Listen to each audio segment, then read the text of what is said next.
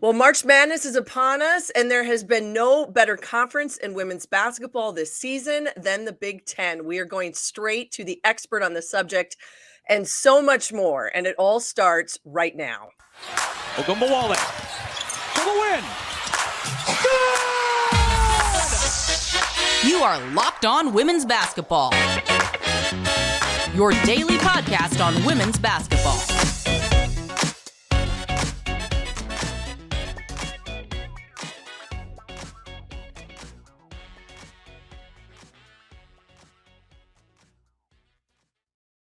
Happy Tuesday, friends. It is February 28th, 2023. We are the last day of February, which means March Madness is one day away. I am Missy Heidrick, national women's correspondent here at The Next. Thank you for making Locked On Women's Basketball your first listen every day. We are free and available wherever you get your podcasts. Make sure to go see us at The Next, www.thenexthoops.com for 365, 24/7 coverage of women's basketball. Well, the Big Ten Conference has had all of the storylines this season in women's basketball. It's got great teams, outstanding players, top-notch coaches, and they have changes coming in their future. And we are going to talk all about it. I am honored to have the Vice President of Women's Basketball for the Big Ten Conference with me here today to talk about this season and so much more. Megan Kahn, welcome, Megan. Thank you for coming on today. I really appreciate it. Oh my gosh, thanks for having me. I get chills when I hear the buzzer beater shot on the intro there.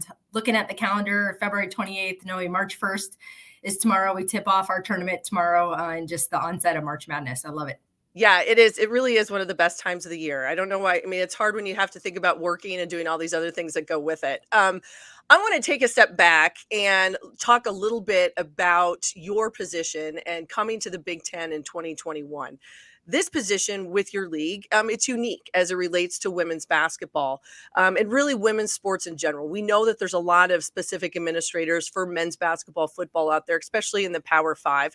But this was really, I think, the Big Ten making a very strategic commitment to women's basketball. So what drew you to this post back in 2021? Maybe why this job and why the Big Ten?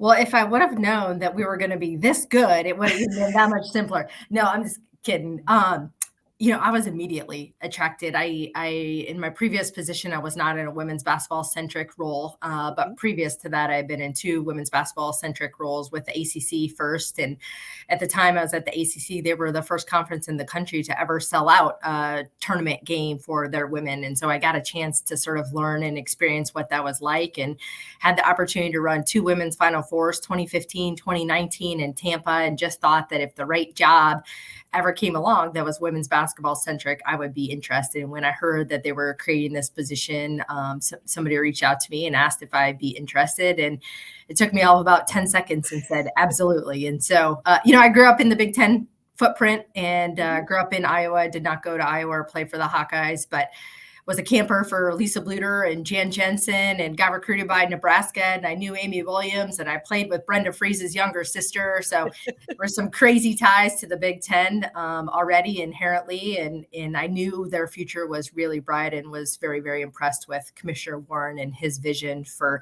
elevating women's basketball. We saw what happened in 2020 in San Antonio play out on the national stage, and it still breaks my heart to think about what we walked through as a basketball community at that point in time. And Commissioner Warren really stepped up to the plate, and he wanted our women to be on the same platform as men. And so it really sort of spearheaded his vision for creating this position. And the coaches have been asking for somebody to have their back day in and day out. And here we are today, and the strongest league in the country.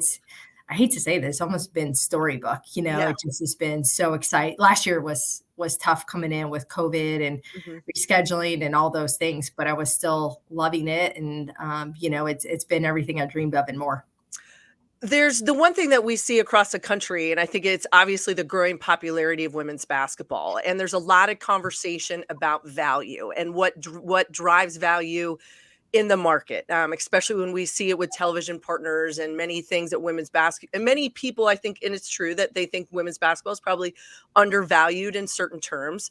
So when you guys think about it from a conference level, when it comes to women's basketball, in terms of your focus and expanding that brand, so to speak, what value does your job then bring to moving those things forward? Could be short term, long term, big steps, small steps, whatever that might be.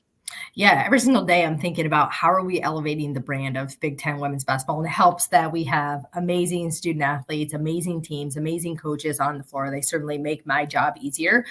But I'm constantly thinking about how can we put ourselves in a position, one, that nobody else is doing or thinking about, and two, where can we leverage brand where we've never leveraged brand before? Is that through merchandise collaborations? Is it through certain digital opportunities? Is it, our new TV and media partners? Next year, we'll introduce NBC Peacock as a media partner. That's, 30 additional exposures that we've never had before, either on linear or streaming.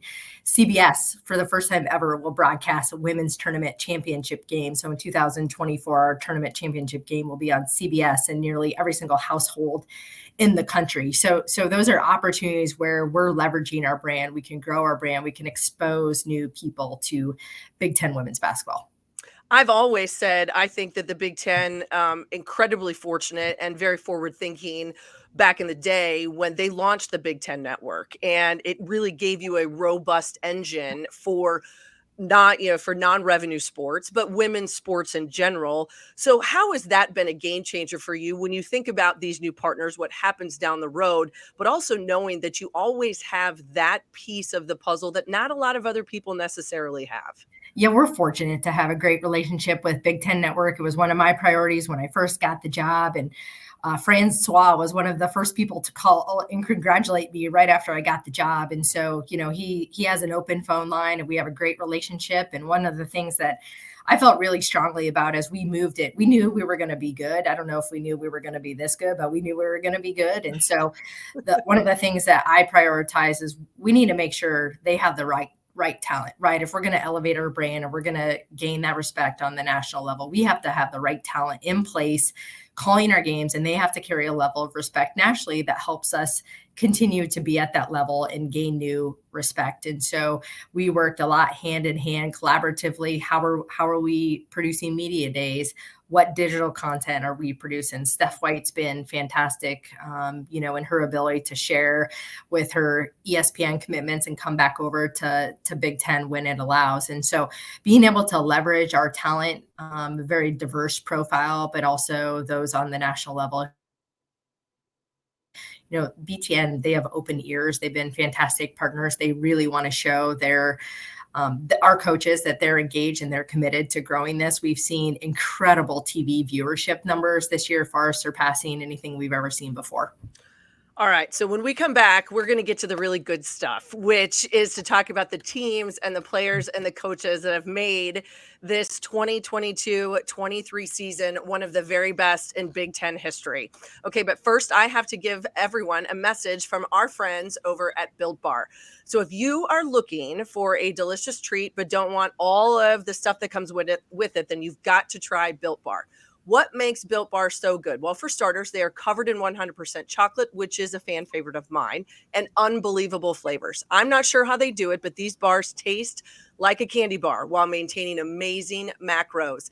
And what's even better is that they are healthy, only 130 calories and 4 grams of sugar and a whopping 17 grams of protein. And you do not need to wait around to get a box. For years, we've been talking that you would have to order from built.com. Now you can get them at your local Walmart or Sam's Club. So that's right. So head to your nearest Walmart today, walk to the pharmacy section, and grab yourself a box of Built Bars. You can pick up a 4-box of cookies and cream or double chocolate. And if you are close to Sam's Club, run in and grab a 13-bar box that you can take home for yourself.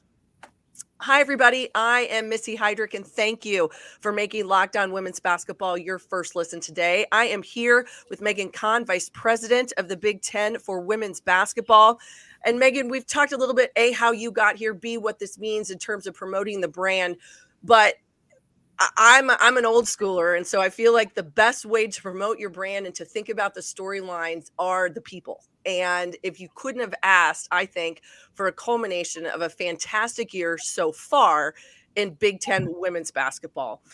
You've got 5 teams this week ranked in the AP poll, 1 that's receiving votes. You've got Indiana winning their first regular season title in 40 plus years. What has made this league so tough night in and night out this season, you think? Yeah, and for once, I think we're finally gaining that national respect that for years maybe the Big Ten quite hasn't been there. The SEC has been the talk, or the Pac-12, and rightfully so. No disrespect to them, but the strength of our league from top to bottom. When you look at how good Michigan is, they were in last week's NCAA top 16 reveal, and they're 5th in our league. Yeah. That says a lot. Anyone can be anybody on any given night. That's what's going to make this week so fun.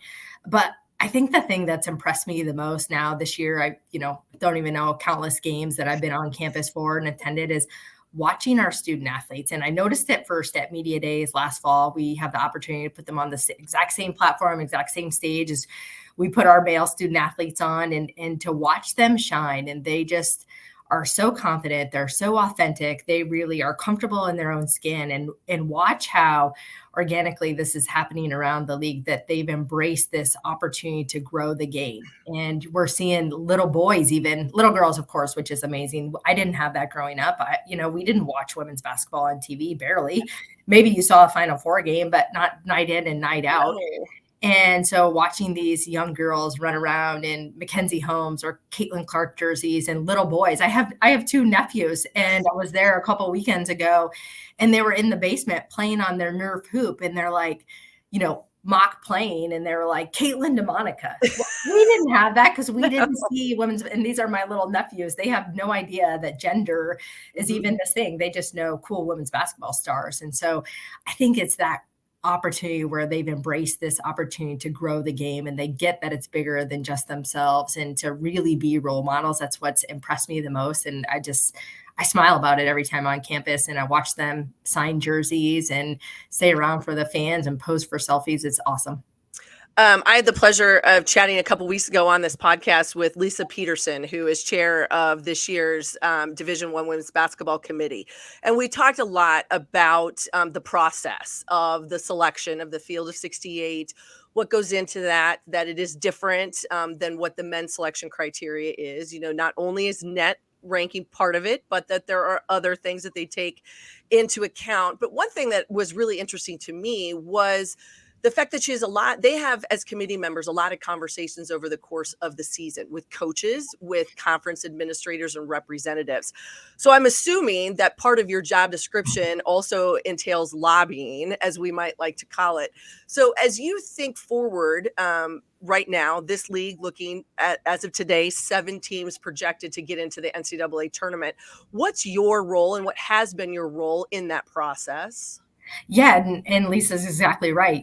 I've been having regular calls with our committee members. So you have from the committee, then they assign everybody a primary league and a secondary league. So we have 2 liaisons, and we've been meeting regularly since I think our first call was late November, maybe early December. And so it's a great opportunity. The great thing is the national attention the Big Ten has received. So we don't just have 2 committee members who know the Big Ten well, but we're regularly in contact with not only the strength of some of our wins and the teams we've beat, and my gosh, we have 9 teams in the net top 50. You mentioned the net.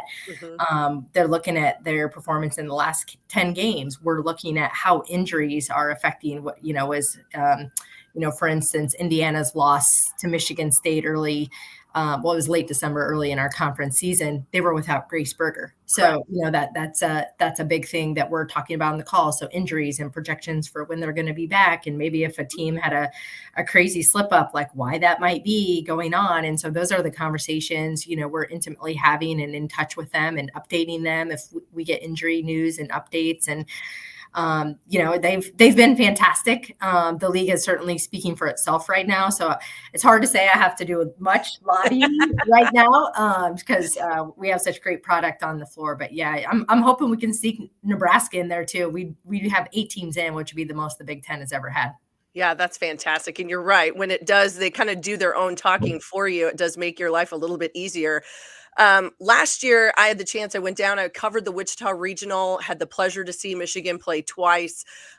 Kim Barnes-Rico, I think one of the best coaches in the country, in my opinion. And as you said it, they are, projected in that top 16 this year, yet sit as the fifth seed in your Big Ten tournament that starts tomorrow. But at the conference level, when you look at this, how significant is it to have your conference, your teams go deep into the tournament? That Elite Eight appearance for Michigan obviously was record for them, but yet that has to be something as you guys think about the totality of the Big Ten to say, hey, that kind of projection or going that deep into the tournament can only be a benefit for all of us. Yeah, and Michigan's run to I was in Wichita as well. Michigan's run to the Elite Eight last year was phenomenal. We talk about brand. So what does it not only do for Michigan and KBA to recruit to Michigan and the Big Ten as a whole, it helps us garner that national love or respect. Indiana the year before was in the Elite Eight. Certainly that was before my time. I think, and we've talked internally about this, what we need to do to garner that next level of respect is we need to get a team, if not two teams, in the Final Four this year. We're certainly primed for it. And, you can look at the mock brackets and everything that's out, but until it actually happens, all that doesn't mean anything. And so, I think in Indiana and Terry Moore and in Iowa and Brenda Freeze and, what Maryland's performance now coming on so strong in February, they're locked on going deep in the tournament and all of this, and the competition they play night in and night out is really preparing them for success. It's one of the things we talk about with how we build out not only our non-conference schedule, but our conference schedule, 18 games and that finding that competitive equity across the board that we're putting them in position to be not only selected for the NCAA tournament, to have success in the NCAA tournament. Well, and I think one of the things that happens to leagues all over the country, I mean, I sit in Big 12 country, I see it all the time, is you beat up on each other, right? Because you are having to play people more than once within your conference schedule. Whether it's the Missouri Valley, they're running that double round robin this year. It does happen. All of a sudden, people's records might not look all that fantastic on paper, but when you really dive into it, that's the difference maker. It seems to me too, though, then the difference maker right now in the Big Ten has to be some of these fantastic student athletes. And you mentioned it, putting them on a platform. But now we're talking about players like Caitlin Clark and Mackenzie Holmes and Diamond Miller. These young women are becoming household names. I know they just released a lot of the awards that just came out within probably the last hour or so at the conference level. But when you look at the level of student athlete that is there, it seems to me that it's really hard sometimes to matriculate and to figure out who actually is going to win these darn awards. But I think there's some fantastic recipients for 22-23. Yeah, and you hit some of the elite players off the top of your head. Diamond Miller doesn't win Player of the Year, but she's going to be a projected first-round WNBA draft pick. Mackenzie Holmes probably in any other league would have garnered Player of the Year, but when you have a Caitlin Clark and her theatrics on Sunday and everything she's been able to do, I think she won Player of the Week 6 times this season. But Mackenzie comes up with Defensive Player of the Year. It just shows her versatility and to play both ends of the floor. And really, she's had a fantastic year, phenomenal year. Grace Berger, we just have Leah Brown and what she's been able to do at Michigan. And unfortunately, Ohio State got knocked with some injuries. So JC has been off the court, but, she started out so strong. It just, the depth that's there, and, potentially Taylor Mikesell, first-round draft pick, Grace Berger, potential first-round draft pick. And luckily, we're going to hang on to Mackenzie and JC for another year as they take advantage of their extra COVID year. So that'll be a lot of fun. No, that is. And two young faces who take home awards this year. Freshman of the Year in the Big Ten from Ohio State is Cody McMahon, who she had a fantastic season. I love her game. And Sixth Player of the Year, Hannah Stolke of Iowa, 2 freshmen. So I think that not only sets the stage for what you're going to see throughout postseason here, but moving forward, this league just continues to get better and better and stronger and stronger. Yeah, I think it's exciting because, people talk about Caitlin being a once-in-a-generation player, and certainly she is. And my gosh, I want to hang on to her as long as we can. I'm very fortunate to be able to have a relationship with her off the court. And I will always want to call her a kid. She's not a kid, but she's just, such a neat young woman, and how she's grown into the national spotlight and embracing it all. But our future is bright when you look at Cody McMahon and even Sarah Williams at Wisconsin and Smichael Yes. at Rutgers, and Hannah Stolke. Oh my gosh, did she improve from the first time we saw her in early November to now? And the minute she's able to produce off the bench, you give Jan Jensen, who they nickname the Post Whisperer, another year with her, and Hannah Stolke is going to be unbelievable. Yeah, no, there is some great talent. Okay, Megan is joining us today from Minneapolis, Minnesota. So we're going to talk a little bit about this upcoming Big Ten postseason tournament that begins tomorrow and some of the changes that are headed to the league in just a few years. But before we do that, we have to also talk a little bit about how these days every new potential hire can feel like a high stakes wager for your small business. You want 100% certain that you have access to the best qualified candidates available. And that's why you have to check out our friends at LinkedIn Jobs. LinkedIn Jobs helps find the right people for your team faster and free. We all have been in that situation where LinkedIn has created an instant contact for us and good things have happened. So you're going to go to LinkedIn Jobs, you add your job in the purple hashtag hiring frame to your LinkedIn profile to spread the word that you are hiring. Simple tools like screening questions make it easy to focus on candidates with the right skills and experience so you can quickly prioritize who you'd like to interview and hire. It's why small businesses rate LinkedIn Jobs #1 in delivering quality hires versus the leading competitors. So LinkedIn Jobs helps you find the qualified candidates you want to talk to faster. Post your job for free at linkedin.com/lockedonnba. That's linkedin.com/lockedonnba to post your job for free. Terms and conditions apply.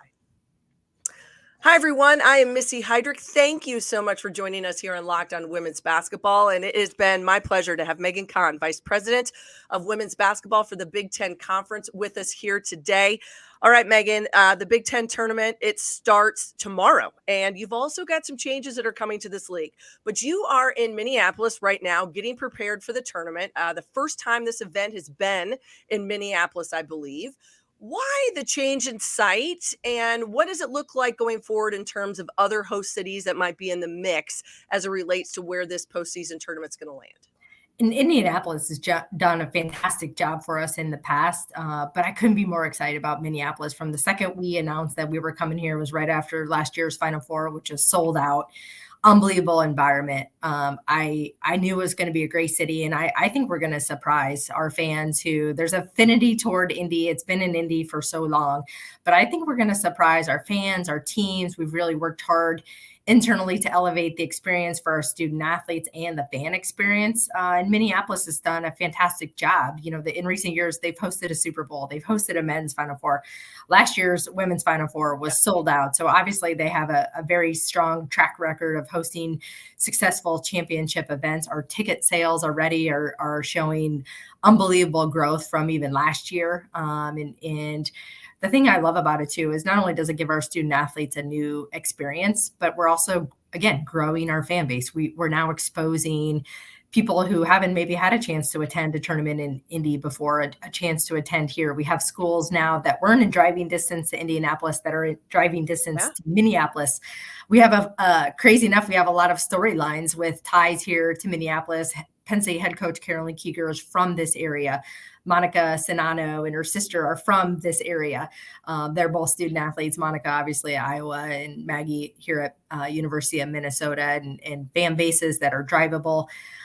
Amy Williams' sister coaches at Minnesota Mankato. And so it's just funny. There's a lot of storylines. Brenda Fries was the head coach here at Minnesota years ago. And so it's fun to be able to watch those storylines. I think there's a fan affinity for those folks coming back home and being able to play. And Lindsay Whalen, my gosh, you talk about a homegrown star, and the Gophers coming off a big win on Sunday over Purdue, and certainly they're playing tomorrow in those opening round games. But if they can get a win and advance to Thursday, I think that's going to help our crowd.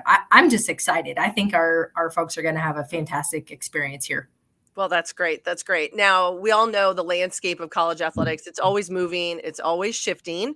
Never a dull moment, for sure. The Big Ten announced this past summer that you are having 2 new additions to your league. UCLA and USC are coming to the Big Ten. What is the biggest takeaway from this move, and how do you think it's going to impact women's basketball specifically? Well, our league is imminently going to get that much stronger, which is crazy to think about. Certainly I've been watching where their fall and those top 16 reveals and the top 25 polls and stuff like that. And you think about adding 2 more teams to a season like what we just had. Right. Unbelievable. Corey Close, one of the best coaches in the game. Lindsay Gottlieb was in the game, advanced to a Final Four, left, went to the NBA, came back, and what she's building at USC is going to be something special. We're seeing them already come on so strong this year. And so to add that into our mix is incredible, to give our student athletes opportunities to go out to LA. Now we're in the 3 largest media markets in the country with New York, Chicago. You add LA into the mix. Scheduling, I'm going to tell you, is going to be a priority in how we build out that, what we talk about competitive equity, and how we build out that schedule moving forward. I don't think we're going to change. We're still going to stay at 18 conference games. At least that's the direction we're moving right now, unless something changes. So I don't see it affecting that, but just what it's going to do from a brand standpoint, from an experience standpoint, from us being able to showcase our student athletes in the 3 largest media, and how that even helps them with recruiting, how it helps our student athletes with NIL opportunities and building their own brand and finding their voice. So it's just unbelievable time of the year to be in, and this stage of, the landscape for college athletics is changing. And I sort of feel like right place, right time to step into this job, and an announcement like that. And now the success we're having this year, and the opportunity to really, have a blank slate in front of me and get to grow and build something that's never been done before. Yeah, it doesn't. Sometimes you just have to be, as you said, right place, right time. But I do think it takes a lot of hard work to get there. One more question before we talk about the tournament and the championship coming up towards the end of this coming week. Your boss, the commissioner, Kevin Warren, is going to be leaving the Big Ten, returning to the NFL, going back to his roots in the front office of the Chicago Bears. This is a time where we've seen other conferences go in different directions as they are thinking and looking at their leadership. Some have gone with more of a business-centric individual rather than maybe that true old-school academic or athletic-related person from a campus. In your opinion, what do you think the Big Ten what direction will be the best thing for the Big Ten moving forward? What do you want to see as you think about the priorities when they are looking at filling that role and bringing on a new leader? Well, I'm glad the search firm gets paid the big bucks to do that. So it's not on my shoulders, but I'm bummed because I had a great relationship with Kevin, and, he hired me, and his vision for growing women's basketball really attracted me to this position. And it wasn't just lip service when he talked about elevating women's basketball or elevating, he really walked the walk. And so my hope is that whether it's a woman, it's a man, whoever comes in as the new commissioner, he or she is as committed, if not even more committed to that. Given the success we've had, I would just be heartbroken and crushed if somebody wasn't as committed as that, and to really making it happen and giving me and us collectively the resources that we need to really grow it and be successful, and the autonomy to think outside the box and be really innovative and progressive in our thinking. Commissioner Warren loves to say we're going to be bold. And so, I very much align with that way of thinking and how I operate in my leadership style. And so my hope is that a new commissioner will embrace that same line of thinking and really support us and be a leader to help push us as we continue to elevate.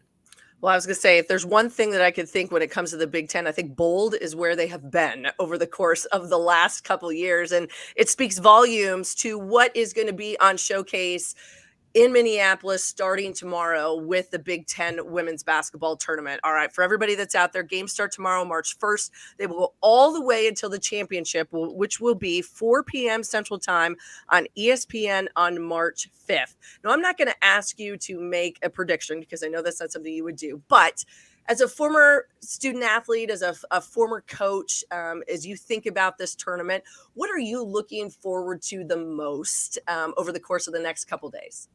Well, I have no idea how the games are going to turn out, but I can promise our fans will be treated to 5 days of really exciting basketball. Like that's what makes the Big Ten so special. The brand of basketball we play, it's up tempo, it's exciting, it's passionate. Certainly there's been a flair for the dramatic this season. And so I think it's a new day. It's a new season. Anyone can beat anyone. We've seen it already happen with some of our teams more toward the bottom, knocking off some of our teams at the top through the regular season. And so as we progress, it's really important for our top 4 teams. They benefit from a double bye, so we don't see them in action until Friday.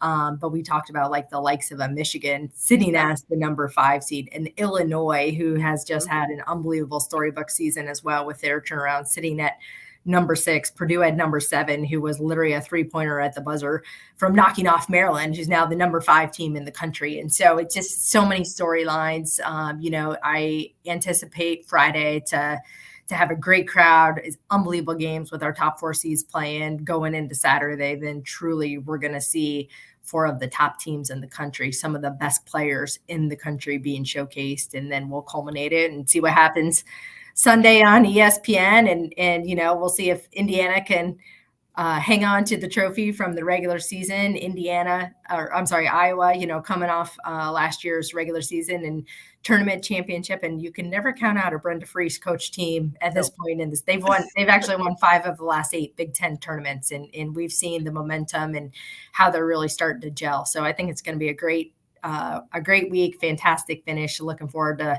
who's going to be playing on Sunday. Well, I just want to congratulate you. I know on behalf of everybody that covers women's basketball, to be able to have such a fantastic leadership role out there in front of women's basketball, I think is one thing that it sets the bar. And I hope that there are other leagues across the country that are looking what you guys are doing, because I think it says a lot. And it not only is about the coaches and the student athletes that are in those locker rooms, but it is going to be about what people are going to see, that brand that they're going to have a chance to see Big Ten women's basketball on display this week, and starting after Selection Sunday on March 12th and all the way through the NCAA tournament. The Big Ten is doing it right. So congratulations to you on an outstanding year. Well, thank you very much. I would love to take credit for how well our teams are doing. I wish I could even just take a little small bit of credit, but they certainly make my job a lot of fun and a lot easier. Well, sometimes you just got to have the right person. You got to be an advocate. And I know that that's incredibly important. I'm sure all those coaches and student athletes appreciate that along the way. Megan Kahn, Vice President of the Big Ten for women's basketball, thank you so much. Have an awesome week in Minneapolis. Stay warm up there. Hopefully the snow stays away. I'm a Minnesota kid, born and bred, so I understand it could come at any time, any place. So I hope everyone is prepared. See, I keep saying we have skyways here. This is true. We're golden. We're golden. Just figure out the skyways. You never have to go outside. There's a little snow on the ground, but hopefully the snow will stay away this week. And hey, we want everyone inside the Target Center anyways. I promise it'll be warm in there. Absolutely. They're going to see fantastic basketball. Thank you so much for being here today.